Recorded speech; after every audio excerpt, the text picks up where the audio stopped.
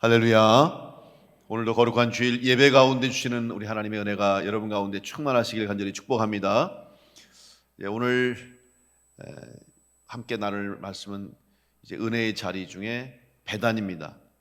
지금 이제 우리가 신약 시대, 특별히 예수님 시대의 장소를 살펴보면서 은혜를 받고 있는데, 오늘은 특별히 이제 배단이 예수님의 마을입니다.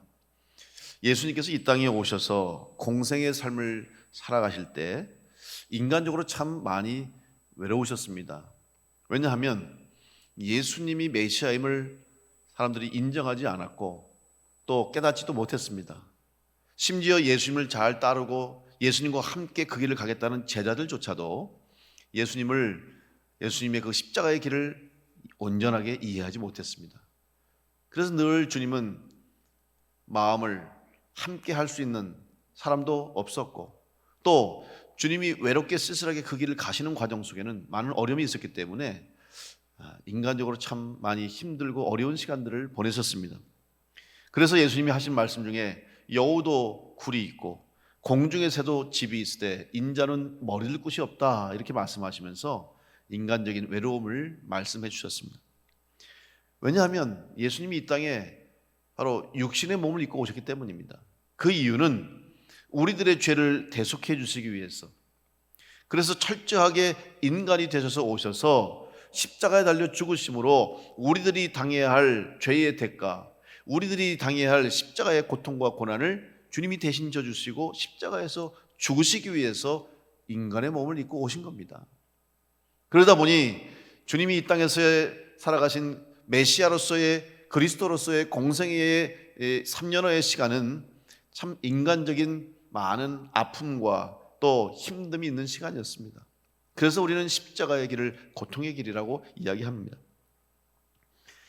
그러면 예수님이 이렇게 지칠 때마다, 인간적으로 힘들 때마다, 혹은 외로울 때마다 주님이 어디에 가셔서 그 인간적인 외로움과 힘듦을 이제는 위로받고 또 회복하셨을까?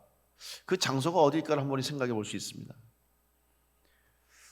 혹시 예수님이 태어나신 베들레헴일까? 아니면 고향처럼 자라나신 나사렛일까?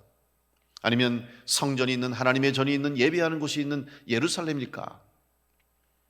어느 곳도 아니었습니다. 오히려 하나님의 전이 있다고 하는 예루살렘에 가보면 제사장들이 있었고 서기관들과 바리새인들과 율법학자들이 있었지만 그들은 역시 겉과 속이 다르고 또 온전한 하나님 앞에 예배드리는 자들의 모습이 아니라 외식하는 외적인 것에만 집중하는 모습 속에서 주님은 오히려 그들의 잘못된 신앙을 주님은 지적해 주셨고 책망하셨습니다. 예루살렘에 가도 주님의 마음은 편치 않으셨어요. 오히려 주님 마음속에는 더 심한 괴로움이 있었죠. 먼저 주님이 영적인 힘을 다시 받고 영적으로 새 힘을 얻은 장소가 어디냐? 바로 감람산이었을 것입니다. 겟세마네 동산이 있는 감람산에서 예수님은 하나님 앞에 무릎 꿇고 기도하면서 그리스도로서, 메시아로서의 삶을 다시 한번 깨닫고 그 길을 끝까지 갈 수 있도록 우리 하나님 앞에 기도하셨습니다. 그래서 감람산에 올라가면 그 앞에 골짜기도 있고 또 예루살렘도 보이고, 그렇기 때문에 감람산에서 특별히 겟세마네 동산에서 기도하셨어요.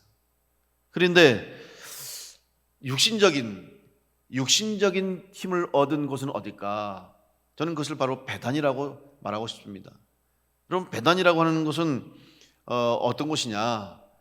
이 배단은 사실은 그렇게 사람들에게 알려진 장소가 아닙니다. 이 베트라고 하는 단어가 지난번에 제가 베들레헴을 할 때 설명드렸죠. 이 베트가 바로 집이라고 했죠. 그리고 아니야라는 단어가 붙어서 베다니가 됐습니다.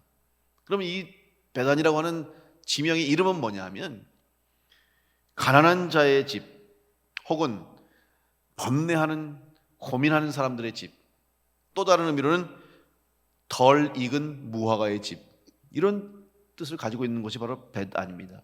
그러면 말하고 있는 것처럼 여러분 벌써 느낌이 오시죠? 아직 완성되지 못하고 혹은 완전하지 못하고 온전하지 못했던 사람들, 가난한 사람들, 병든 자들, 소외받은 사람들이 모여 사는 동네가 바로 베단이었습니다. 그럼 예수님께서 왜 그 베다니에서 그렇게 위로를 받으셨을까? 아주 평범한, 그저 예루살렘에서 여리고로 가는 길목인 그냥 평범한 감람산의 한 기슭에 있는 작은 마을에 불과했습니다. 그런데 왜 예수님이 거기에서 많은 사람들을 만나셨고 또 베다니에서 많은 기적과 역사들이 이루어졌는데 어떻게 그것이 가능했을까? 오늘 바로 주님이 사랑했던 마을, 주님이 자주 찾아졌던 마을, 또 주님이 위로받고 안식받으셨던 그 베다니를 통해서 오늘 우리의 삶에도 이 베다니와 같은 은혜의 자리가 분명히 있음을 깨닫고 은혜 받을 수 있도록 이 시간 이 베다니에 대해서 한번 살펴보며 은혜를 나누려고 합니다. 첫째로 베다니가 은혜의 자리가 될 수 있었던 것은 그곳에 바로 예수님이 계셨기 때문입니다. 베다니에서 많은 일들이 일어나고 있습니다. 성경에 특별히 복음서에 보면 예수님의 행적 중에, 예수님의 공생의 삶 중에 베다니에서 많은 일들이 있었습니다. 6월절 기간에 예수님은 그곳에서 베다니에서 머무셨습니다. 십자가의 길을 가기 위해서 예루살렘 성에 입성하실 때도 베다니를 통과하시면서 거기에서 타고 가실 나귀를 구하셨습니다. 또 나병 환자 시몬의 집에서 식사하실 때에 한 여인이 와서 향유 한 옥합을 깨뜨려 예수님 발에 부었던 곳입니다. 마르다와 마리아의 오라버니 나사로가 죽었다가 살아나는 곳도 바로 베다니입니다. 누가복음에서는 부활하신 후에 각 제자들이 이제 뿔뿔이 흩어졌습니다. 그때 엠마오를 향하던 두 제자 이야기가 나오는데 그 두 제자들 역시 낙심하고 실망해서 다시 자기들의 집으로 가는 중이었어요. 그때 누군가가 자기들과 함께 하면서 예루살렘에서 일어난 일에 대해서 십자가의 사건에 대해서 이야기하죠. 그 제자들은 함께하는 분이 주님인지 몰랐어요. 부활하신 주님인지 알지 못했어요. 그러다가 뭔가 그분의 전하는 말씀이 능력이 있고 뭔가 그들의 마음속에 큰 은혜가 돼서 머무르기를 청하셨고 결국 그 두 제자는 바로 그분이 부활하신 예수님이라는 것을 깨닫게 됩니다. 그래서 그들은 놀라서 다시 발걸음을 돌려서 예루살렘으로 향합니다. 예루살렘에 갔더니 11제자와 성도들이 모여 있습니다. 그리고 하는 소리가 우리가 부활하신 주님을 만났다고 고백하는 거예요. 그랬더니 그 두 제자도 우리도 만났습니다. 지금 주님 만나고 돌아오는 길입니다라고 하는 순간 그 자리에 주님이 다시 나타나셔서 비록 그들이 부활하신 주님을 만났지만 여전히 그들의 마음속에는 확신이 없었습니다. 혹시 육신은 아니고 영이 아닐까? 잠시 눈으로 영적인 존재인지 아닐까 하는 의구심이 들 때 주님은 그들에게 부활하신 몸을 보여주셨어요. 손과 발을 보여주시며 못자국을 보여주시고 창자국을 보여주시면서 주님은 부활하심을 그들에게 증거하셨습니다. 그리고 그들과 함께 식사를 하신 이후에 그들을 베다니까지 이끌어내셔서 베다니에서 그 앞에서 주님께서 하늘로 올라가셨습니다. 바로 이런 일들이 베다니를 통해서 베다니에서 일어났다는 사실이죠. 그러면 베다니가 정말 이렇게 특별한 장소인데 도대체 왜 베다니라고 하는 이 보잘것없는 한 마을이 이런 주님의 행적 속에 예수 그리스도의 십자가와 부활의 사건 속에 이런 중요한 위치를 차지할까? 베다니가 지정학적으로 특별한 의미가 있어서 그런가? 그 땅이 특별해서 그럽니까? 아닙니다. 말 그대로 정말 보잘것없는 사람들, 그리고 정말 베단이라고 하는 가난한 사람들의 모인 곳, 병든 사람들, 소외받은 사람들, 갈 곳 없는 사람들이 모여있는 그런 베다니임에도 불구하고 그곳에서 우리 주님이 역사하신 역사들은 바로 예수님이 그곳에 가셨기 때문에, 예수님이 계셨기 때문에 그곳에서 놀라운 일들이 일어났다는 사실입니다. 교회는 거룩한 곳이죠. 하나님을 예배하는 곳입니다. 우리는 이 자리에 올 때마다 우리의 몸과 마음을 새롭게 하고 하나님 앞에 예배를 드립니다. 이곳이 거룩한 곳이고 하나님이 임재하는 곳이기 때문에 그렇죠. 그러면 이곳이 원래부터 거룩한 곳이었습니까? 아닙니다. 이곳에 주의 전을 세우고 하나님의 백성 성도들이 이곳에 와서 하나님께 예배하기 때문에 이곳이 거룩한 성전이 된 것이지 원래부터 이곳이 특별한 곳이 아니었다는 사실입니다. 하나님께 예배하고 예수 그리스도의 십자가가 세워지는 곳이 거룩한 곳이 되는 거예요. 그것이 바로 하나님의 전 성전의 의미입니다. 사람들은 명당을 찾아다닙니다. 특별한 장소를 찾아다닙니다. 그런데 여러분, 명당이라고 해서 갑자기 거기 간다고 달라집니까? 아닙니다.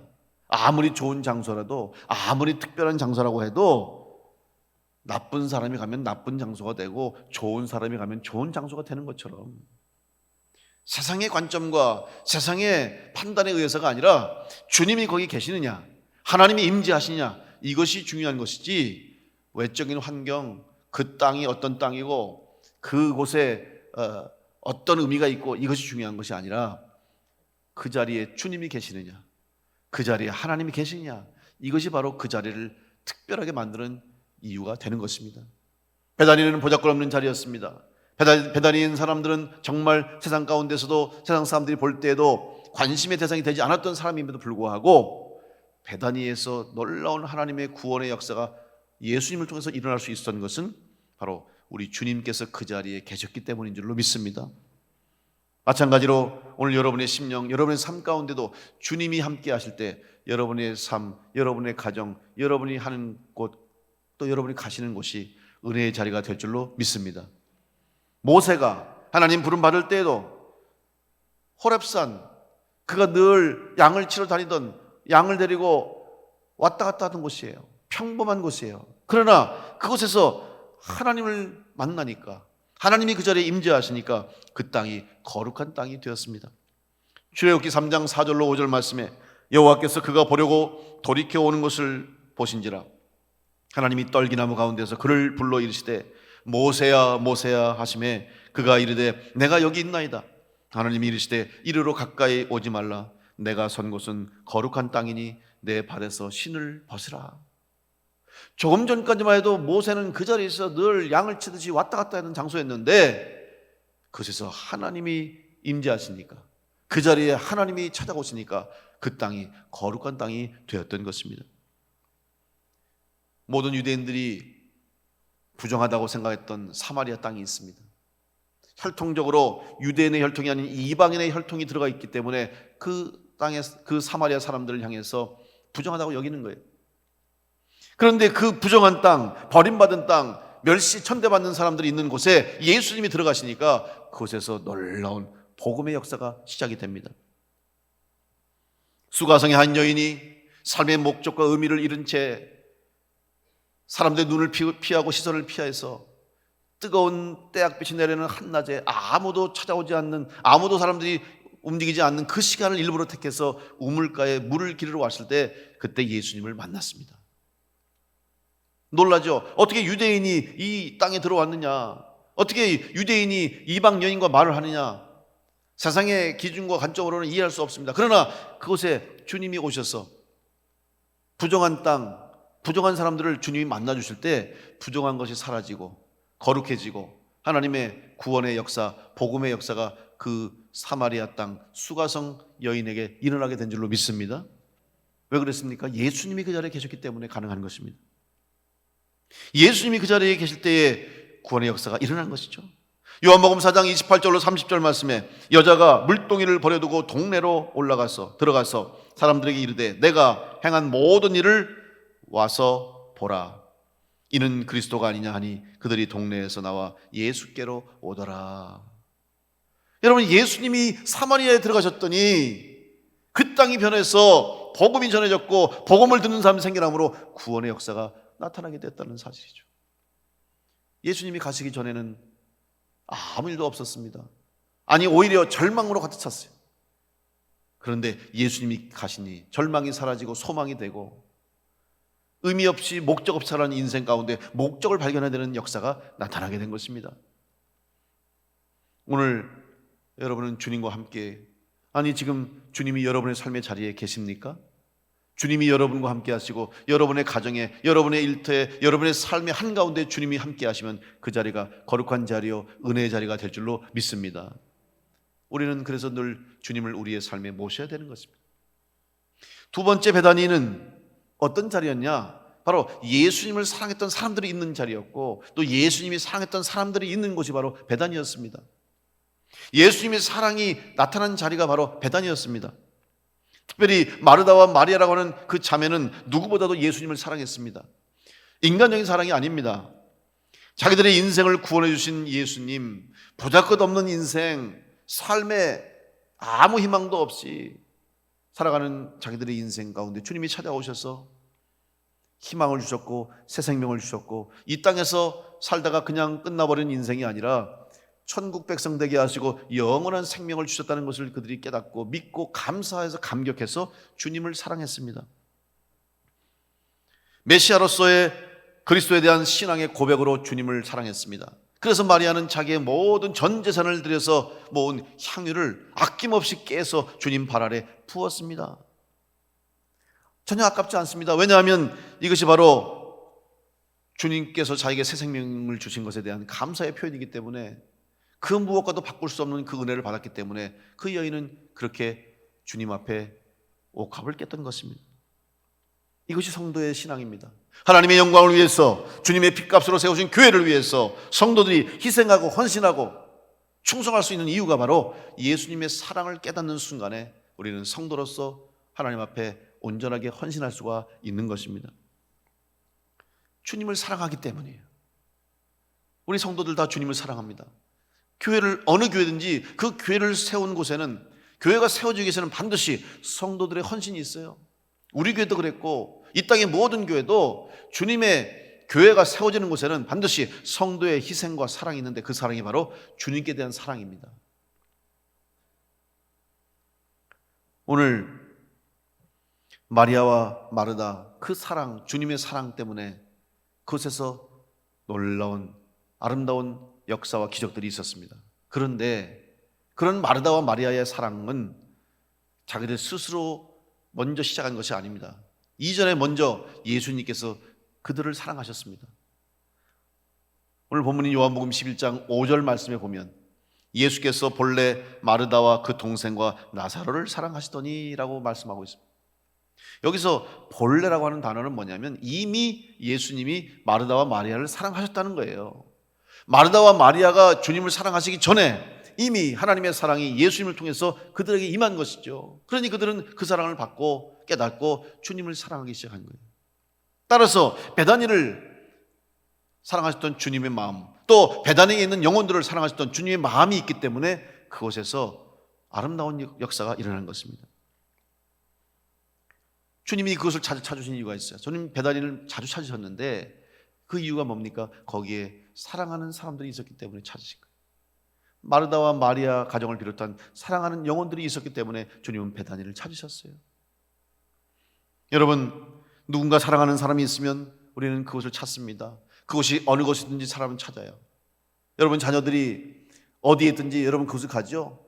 자녀들이 있는 곳은 우리나라 아니라 해외도 가는 거예요. 왜? 사랑하는 자식들이 있으니까. 미국도 가고 유럽도 가고 일본도 가고 다 가는 거예요. 왜? 내 사랑하는 가족들이 있으니까 가는 거 아니에요. 종종 우리 목사님들 가끔 만나서 대화하다 보면 목사님들 핸드폰에 무슨 사진이 있나 보면 말이에요, 손주들이 있는 목사님들은 온통 손자 손녀 사진밖에 없어. 그러니까 어떤 옆에 목사님이 막 뭐라 그러는 거예요. 왜 뭐 거기다가 손주 자랑만 하고 말이야 애들 사진만 놓고 그러냐고. 그러다가 자기가 손주가 생기니까 똑같이 자기도 그냥 거기다가 손주 손녀 사진만 가득 채워놓더라고. 그렇게 보면 볼수록 사랑스럽고 또 보고 싶고, 그래서 그냥 가지 못하니까 사진이라도 본다고 그러는 거예요. 사랑하니까 그러는 거예요. 여러분, 예수님이 베다니에 있는 사랑하는 영혼들이 있기 때문에 주님이 거기 찾으셨고, 특별히 마르다와 마리아는 누구보다도 주님의 사랑을 깨닫고 주님을 향한 사랑으로 지극히 주님을 섬겼기 때문에 주님은 육신적으로 지칠 때, 피곤할 때, 마음이 허전할 때마다 베다니를 찾으셨어요. 그래서 베다니를 찾으시니까 주님이 가실 때마다 그곳에서 치유의 역사, 기적의 역사, 회복의 역사가 나타나게 된 줄로 믿습니다. 여러분, 주님을 더욱 사랑하는 성도들 되시길 간절히 축원합니다. 주님을 사랑할 때 주님이 우리 가운데 임재하시고 주님의 은혜가 우리 가운데 나타나게 되는 것이. 이제 마르다와 마리아는 언제든지 주님을 맞이할 준비가 되어 있었습니다. 누가복음 10장 38절 이하에 보면 자기 마을에 오신 주님을 영접하는 이야기가 나옵니다. 누가복음 10장 38절 39절에 그들이 길 갈 때에 예수께서 한 마을에 들어가심에 마르다라 이름하는 한 여자가 자기 집으로 영접하더라. 그에게 마리아라 하는 동생이 있어 주의 발치에 앉아 그의 말씀을 듣더니. 지금 마르다와 마리아가 자매인데 예수님이 오셨어요. 영접합니다. 그리고 대접하려고 그래요. 그런데 주님을 사랑하는 두 자매의 방법이 너무 달랐어요. 마리아는 주님 곁에 앉아서 주의 말씀을 하나라도 더 듣기를 원했어요. 그리고 주님과 대화하기를 원했어요. 그런데 마르다 언니는 주님을 위해서 대접하고 싶은 마음이 가득한 거예요. 분명히 식사를 하셔야 되는데 끼니 때가 됐는데 예수님께 뭘 해드릴까? 그래서 그 마음을 가지고 부엌에서 막 음식을 만드는 거예요. 두 자매의 주님에 대한 사랑은 동일했지만 사랑을 표현하는 방법은 달랐습니다. 여러분, 오늘 우리는 신앙생활을 하면서 주님을 사랑하는 방법이 다 다를 수 있어요. 각각 여러분이 할 수 있는 일들이 다릅니다. 또 여러분의 방법이 있어요. 그런데 그걸 우리가 평가해서는 안 돼요. 비교해서는 안 돼요. 내가 하는 게 맞고 저 사람 하는 거 틀리다. 아닙니다. 이 마르다와 마리아 이야기를 들을 때 우리는 일반적으로 지금까지 음식을 준비하는 마르다보다는 마리아처럼 주의 말씀을 듣는 것이 더 중요하고 현명하다고 배워왔습니다. 물론 일 때문에 일이 방해가 돼서 은혜 받는 것을 놓쳐서는 안 됩니다. 그러나 여기서 말하는 말씀은 그런 말씀이 아니에요. 이 말씀 속에서 가르치신 주님의 가르침은 섬김의 방법을 온전히 이해하라는 말씀이지 누가 옳고 그런 문제가 아니에요. 마르다와 마리아는 서로 다른 성격과 성향을 가진 사람이었습니다. 먼저 이것을 인정해야 됩니다. 나와 다르다고 틀린 건 아니에요. 다르다고 다 틀린 게 아니에요. 다를 뿐이지 서로 다른 모습으로 주님을 섬겼을 뿐입니다. 마리아는 예수님 옆에서 주의 말씀을 듣는 것이 제일 행복하고 그것이 제일 자기가 잘할 수 있는 일이었어요. 그것을 주님을 향한 섬김이라고 생각했습니다. 그런데 마르다는 주님 말씀 듣는 것도 중요하지만 주님이 식사를 하시기 위해서 맛있는 음식을 만들어 드린 것이 자기가 잘할 수 있는 일이었고 그것을 위해서 그는 헌신했던 거예요. 옳고 그름의 문제가 아니라는 것입니다. 이 본문에 대한 적절한 비유를 토미 테니의 균형의 영성이라는 책에 아주 정확하게 비유로 설명하고 있습니다. 사막의 교부 중에 아바 실바누스라고 하는 아주 신령한 영적 이 사막 교부 수도자가 있었습니다. 사막에 수도원을 세우고 많은 수도자들과 함께 하나님과의 교제를 하며 영적인 삶을 살아가고 있었어요. 어느 날 하루 수도원에 한 사자가 찾아왔습니다. 찾아와 보니 그곳에서 많은 수도자들이 수도를 한다고 해서 왔는데 보니까 낮에 하루 종일 일만 하는 거예요. 야채를 키우고 농사를 짓고 밭을 메고 그냥 하루 종일. 그러니 이 사제의 마음 생각에는 기도를 더 했으면 좋을 텐데 성경 말씀도 읽어야 되는데 왜 저렇게 낮에 하루 종일 밭을 갈고 농사를 짓냐? 왜 노동을 하냐? 그래서 열심히 일하고 있는 노인 수도사에게 이렇게 말합니다. 썩는 양식을 위해서 일하지 마십시오. 마리아는 좋은 편을 택했습니다. 이렇게 권면하는 거예요. 그랬더니 그 노인이 갑자기 저기서 일하는 한 제자를 부릅니다. 사가랴야 일로 와라. 이 사제님을 위해서 좋은 책 한 권과 좋은 조용한 방으로 안내해드려라. 그래서 그 제자가 그 사제를 인도해서 조용한 방에 책을 한 권 드리고 인도해드렸어요. 하루가 지나갑니다. 점심때가 지나고 저녁때가 지났어요. 이 사제가 끼니 때가 됐는데 누구도 자기한테 와서 밥을 먹자는 사람이 없어요. 그래서 문 앞을 어성거리다가 아까 만났던 그 노인을 다시 만납니다. 그래서 그 노인 수도사에게 묻습니다. 오늘은 이 수도원은 다 금식하는 날입니까? 그랬더니 그 노인 수도사가 하는 말이 아닙니다. 저희 점심 저녁 다 먹었습니다. 그랬더니 그 사제가 그런데 왜 나한테는 식사하라고 말하지 않습니까? 그랬더니 이렇게 말했습니다. 당신은 영적인 사람이기 때문에 그런 육신의 음식이 필요 없지 않습니까?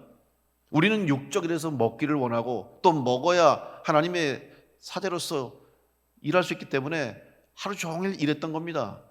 그런데 당신은 영적으로 좋은 편을 택해서 육적인 음식은 먹지를 원치 않고 영적인 음식만 먹기를 원하시니 책을 드렸던 것이고 기도할 장소를 드렸던 것이니 그렇게 하십시오. 우리는 육적인 존재라서 열심히 우리는 먹고 일하고 섬기겠습니다. 그 자리에서 그 사제는 무릎을 꿇고 제가 잘못 생각했습니다. 제가 오만했습니다. 교만했습니다. 그랬어요. 그때 나이든 노인 수도사가 이렇게 말합니다. 마리아에게는 마르다가 필요합니다. 마리아가 칭찬받을 수 있었던 것은 바로 마르다 때문입니다. 이렇게 말했다는 거예요. 여러분, 예수님께서 마르다와 마리아를 통해서 우리에게 주신 교훈은 각자의 신앙의 모습이 다를 수 있고 각자의 섬김의 모습이 다를 수 있다는 거예요. 어느 하나는 옳고 어느 하나는 그르다는 게 아니에요. 우리 교회를 이루고 있는 성도들, 주님의 몸을 이루는 성도들이 다 다양한 삶을 살고 다양한 모습을 살아가는데 똑같은 방법으로 똑같은 모습으로만 살아가야만 그것이 하나님께 기쁨이 되고 그것이 주님을 향한 섬김이 아니라는 것을 우리에게 가르쳐 주신 거예요. 누군가는 음식을 만들 수 있어야 되고 누군가는 주님 앞에 나올 수 있어야 되고 서로 다른 모습으로. 그래서 주님께서는 마르다에게 책망을 하신 게 아닙니다. 섬기는 일을 하다가 조금 늦더라도 조급해하지 말라는 거예요.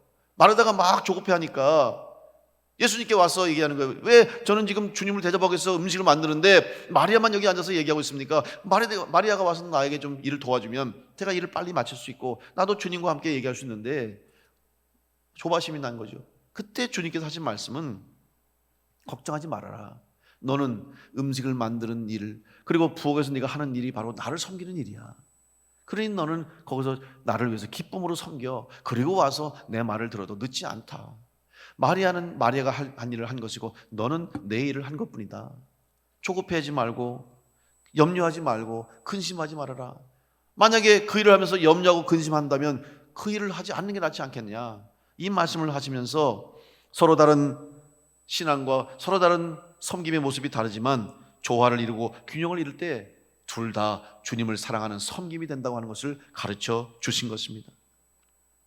사랑하는 성도 여러분, 우리는 다 주님을 사랑하는 주님의 제자요 하나님의 백성인 줄로 믿습니다. 여러분 주님을 사랑하는 표현을 여러분 방식대로 하십시오. 여러분이 할 수 있는 것으로 하십시오. 또 내가 할 수 있는 일, 내가 해야 할 일들을 하십시오. 그래서 다양한 성도들이 모여서 다양한 방법을 통해서 하나님 앞에 영광 돌리고, 교회는 그래서 세상에 그 무엇으로도 이해할 수 없는 모임 공동체가 교회 아닙니까? 세상 사람들은 같은 생각까지 함께 모입니다. 같은 취미를 가지고 같은 이념을 가지고 또 같은 목적을 가지고 같은 직업을 가지고 하는 사람들이 모인 곳이 세상이지만 교회는 아니에요. 교회는 정치적인 이념, 생각, 또한 건강, 직업, 목적, 인생의 추구하는 방향이 다 달라도 모든 사람들이 하나로 모여서 한 몸을 이루고 함께 주님 일을 할 수 있는 이유는 바로 주님을 사랑하기 때문인 줄로 믿습니다. 주님 사랑하면 우리의 모든 것이 조건이 문제가 되지 않아요. 내가 할 수 있는 일, 또 나에게 하나님이 원하시는 일, 나를 통해서 하나님이 받으실 영광을 생각하면서 우리는 그 자리에서 주님과 함께 주님을 사랑하고 더욱더 충성을 다하면 그것이 정말 주님이 기쁘시는 예배요 주님이 기뻐하시는 섬김과 헌신이 될 줄로 믿습니다. 오늘 마르다와 마리아와 같이 우리는 우리에 있는 자리에서 주님을 사랑하는 사랑을 표현해야 할 줄로 믿습니다. 세 번째, 베다니는 바로 예수님을 초청하고 예수님께 모든 문제를 맡긴 사람들이 있었기 때문에 그곳에서 기적이 나타났습니다. 오늘 본문의 3절 말씀 보면 이에 그 누이들이 예수께 사람을 보내어 이르되 주여 보시옵소서 사랑하시는 자가 병들었나이다. 지금 문제가 생겼어요. 마르다와 마리아의 오라버니인 나사로가 병이 들었어요. 심각한 것 같아요. 성경에는 자세히 나와 있지 않지만 예수님을 초청할 정도로 예수님께 사람을 보내서 빨리 와달라고 부탁할 정도로 지금 나사로의 병이 심했습니다. 바로 이것은 주님을 믿는 믿음이 그들에게 있었다는 것이죠.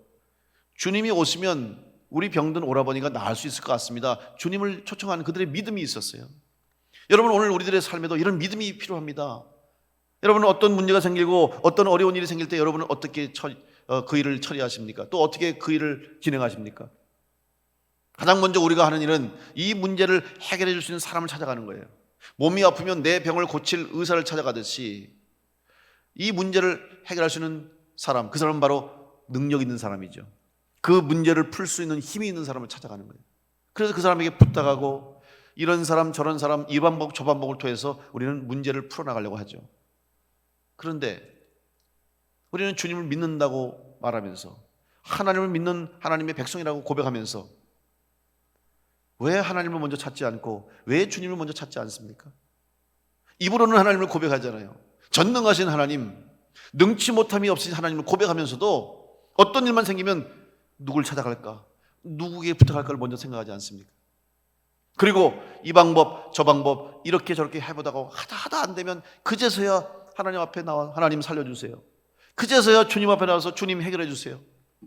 하나님이 얼마나 답답하시겠습니까? 처음부터 좀 갖고 오지. 처음부터 나에게 좀 부탁하지. 그러면 내가 필요한 사람도 연결시켜주고 필요한 사람도 보내주고 환경과 상황과 처지도 내가 바꾸어서 문제를 해결할 수 있는데, 우리 스스로 해결하려고 사람을 의지하고 사람을 쫓아다니다가 아무것도 못하고 오히려 더 복잡하게 만들어 놓고 그제서야 하나님 앞에 문제를 해결해 달라고 기도하니 얼마나 하나님이 답답하고 안타깝겠습니까? 왜 그렇습니까? 우리의 믿음이 부족했어요. 하나님의 능력을 인정하신다면, 예수 그리스도의 능력을 믿으신다면 먼저 주님 앞에 문제를 내려놓는 성도들 되시길 간절히 축원합니다. 우리는 그러면서 기도하는 거예요.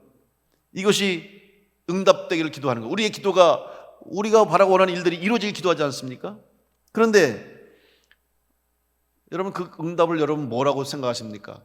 우리는, 여러분이나 저나 기도하면서 미리 응답을 다 정해놔요. 답을 정해놔요. 그죠? 그래서 이 문제는 요때 이렇게 누굴 통해서 해결하면 응답이다 생각하고 우리가 답을 다 정해놔요.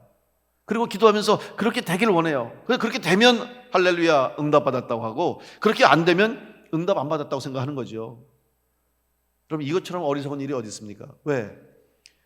하나님께 맡겼다고 하면서 하나님의 방법대로 해야 되는데 왜 내 방법대로만 해야 응답이라고 생각하십니까? 또 내 생각대로 이루어져야 응답이라고 왜 생각하십니까? 우리는 우리 스스로 기도의 응답을 너무 제한시킬 때가 많아요. 여러분, 예수님께서 제자들에게 기도를 가르쳐 주셨어요. 제자들이 어떻게 기도해야 좋겠습니까? 그때 주님께서 이렇게 기도하라. 그것이 바로 주기도문 아닙니까? 그 주기도문에 보면 뜻이 하늘에서 이루어진 것 같이 땅에서도 이루어지이다. 무슨 말입니까? 우리의 기도가 응답되는 것은 하나님의 뜻이 우리를 통해서 이루어질 때 응답되는 것이지, 내가 원하는 대로 내가 원하는 방법대로 이루어져야만 응답이 아니라는 사실이죠. 자, 예수님께서 나사로가 병들었던 소식을 전해 듣습니다. 나사로가 누굽니까? 사랑하는 마르다와 마리아, 자기가 누구보다도 아끼는 베다니에 사랑하는 사람이에요. 그러면 여러분 어떻게 하시겠습니까? 지금 위중하다고, 아니면 급하다고 빨리 와서 기도해달라고 부탁받았으면 당장 갔을 거예요.